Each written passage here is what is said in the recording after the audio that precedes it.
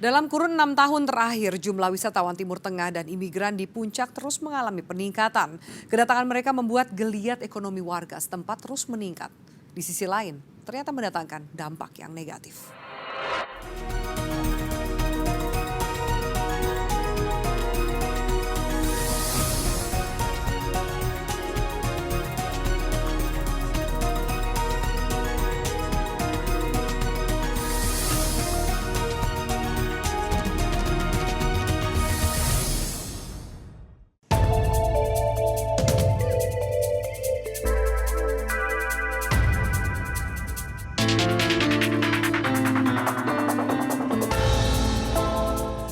Warung Kaleng bisa jadi hanyalah sepeta kawasan yang dibelah Jalan Raya Puncak kilometer 84 sekaligus membatasi Desa Tugu Utara dan Desa Tugu Selatan di Kecamatan Cisarua, Kabupaten Bogor, Jawa Barat.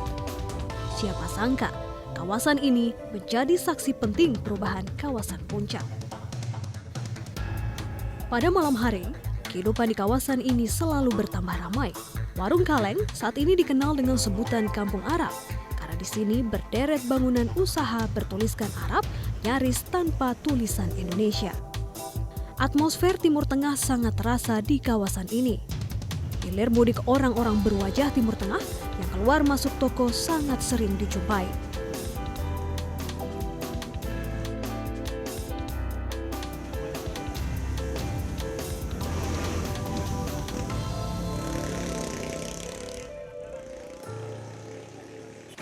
Ada keramaian, ada pula yang mencari peruntungan. Dedi, warga Tugu Utara yang pernah jadi TKI di Arab Saudi, memanfaatkan keramaian kampung halamannya dengan membuka toko. Agar bisa menarik pembeli, Dedi pun mengubah nama toko dan menulis nama barang yang ditawarkan dengan tulisan Arab. Kang, jadi gimana Kang? Ya, Awal mula bisa bisnis di sini?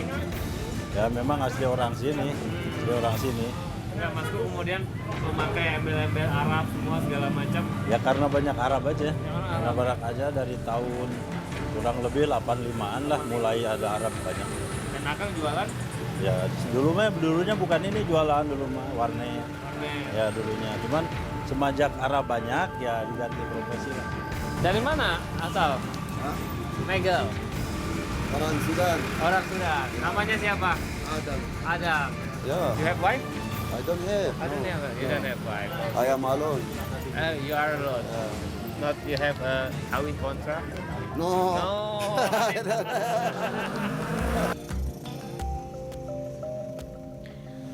Puncak kedatangan orang-orang Timur Tengah di kawasan ini biasanya berlangsung sejak bulan Mei hingga September. Pada masa seperti ini, geliat bisnis di kawasan ini bertambah ramai. Salah satunya dirasakan oleh Erwanto. Warung yang dikelola pria ini tak pernah sepi jika pada masa puncak kedatangan orang-orang Timur Tengah. Kebanyakan di sini warung orang itu juga sih, warung Arab kan ya, cukup Arab doang kan, kebanyakan gitu. Kalau masalah untungnya kan sini kan sepi ya, kan. Nah, omsetnya beda banyak nggak? Seberapa banyak perbedaan omset ketika musim Arab tiba dan di luar musim Arab? Musim Arab tuh orang sering sebut Mei, Juni, Juli, Agustus. Ya, mana agak ramai sih Pak. Agak ramai ya. Alhamdulillah ya. Nyesuaian Arab juga kan sini, orang khusus Arab kan, nyesuaian Arab gitu.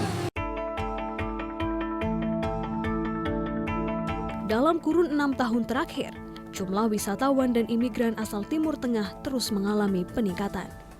Meningkatnya jumlah wisatawan memberi dampak positif pada sektor perekonomian di kawasan Puncak Bogor.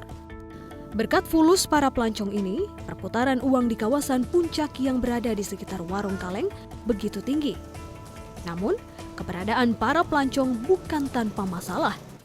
Banyak orang-orang asal Timur Tengah yang kerap melakukan praktek kawin kontrak di kawasan ini. Praktek kawin kontrak begitu meresahkan warga. Negara pun dituntut untuk tegas dalam menindak para pelaku yang dinilai menyalahi aturan.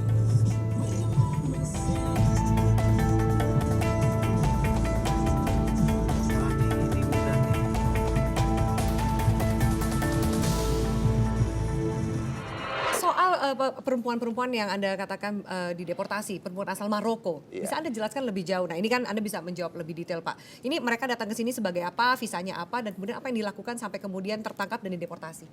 Ya, kebanyakan dari mereka itu menggunakan visa turis. Nah, ada juga sebagian menggunakan visa kunjungan. Ya, mereka pada umumnya digerakkan oleh satu sindikat. Sindikat ini yang agak sulit imigrasi buktikan karena biasanya mereka tidak ada di depan. Orang-orang ini ditangkap dan diketahui oleh aparatur imigrasi Bogor pada saat mereka melakukan praktek prostitusi.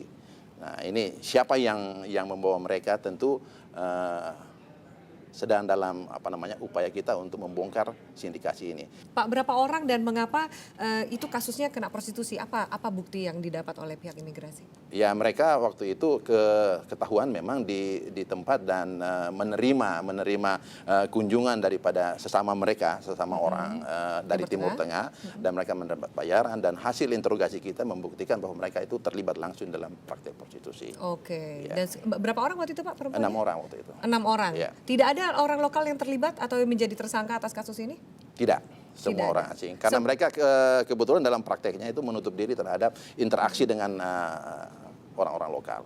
Pak Sembaru, selain lokasi di Puncak Bogor, ada lokasi-lokasi lain yang juga menjadi pantauan lebih jauh dari pihak imigrasi? Ya, tidak tertutup kemungkinan karena kita harus memantau seluruh wilayah negara. Sekarang kita sudah lihat bahwa di 33 provinsi dan 125 kantor imigrasi di Indonesia sudah terbentuk tim pengawasan orang asing yang melibatkan semua unsur pemerintah. Dan itu kita berharap bahwa melalui tim ini kita bisa menghasilkan sesuatu yang luar biasa di bidang pengawasan, khususnya terhadap orang-orang asing yang berpotensi untuk melakukan pelanggaran hukum. Oke Pak, tapi kalau kita lihat dari tahun 90-an, Kampung Arab ini banyak gitu kan, sampai sekarang seakan-akan ini ya oke Satgasnya ada, aparatnya ada, tapi juga nggak bikin jerah, malah tambah ramai, berkunjung ke sini wisatawannya juga semakin betah di sana. Ya. Kalau betah secara positif nggak apa-apa Pak, tapi kalau betah membawa dampak negatif, ya itu yang kita harus jaga. Kita mesti sadar dan mengakui bahwa kehadiran warga negara dari Timur Tengah dan Asia Selatan yang ada di Bogor itu tidak semuanya wisatawan. Sebagian besar dari mereka adalah asilum dan refugi. Ya, dari catatan imigrasi bahwa dari 13.784 catatan hari ini, asilum dan refugi itu baru 6.000 yang ditetapkan sebagai orang asing yang diterima statusnya menjadi pengungsi. Dan berarti ada masih sekian 7.000-an orang yang masih ditolak. Dan mereka ini semestinya adalah orang asing yang harus diupayakan untuk dikembalikan ke negara asalnya. Tapi kondisinya yang memungkinkan mereka untuk sementara masih berada di lokasi di Jawa Barat, khususnya di Bogor. Jadi sekali lagi bahwa sebagian besar dari mereka ini bukanlah turis, tapi sebagian besar mereka adalah refugi dan asilum yang ditempatkan di dalam posisi pengawasan imigrasi. Oke, Ya. baik. Pak Samburu, terima kasih banyak atas Terima waktu kasih. dan keterangannya di Terima NSI. kasih. Jika kawin kontrak memang dianggap menjadi penyakit masyarakat, lantas apa solusi dari pemerintah? Sesaat lagi di NSI.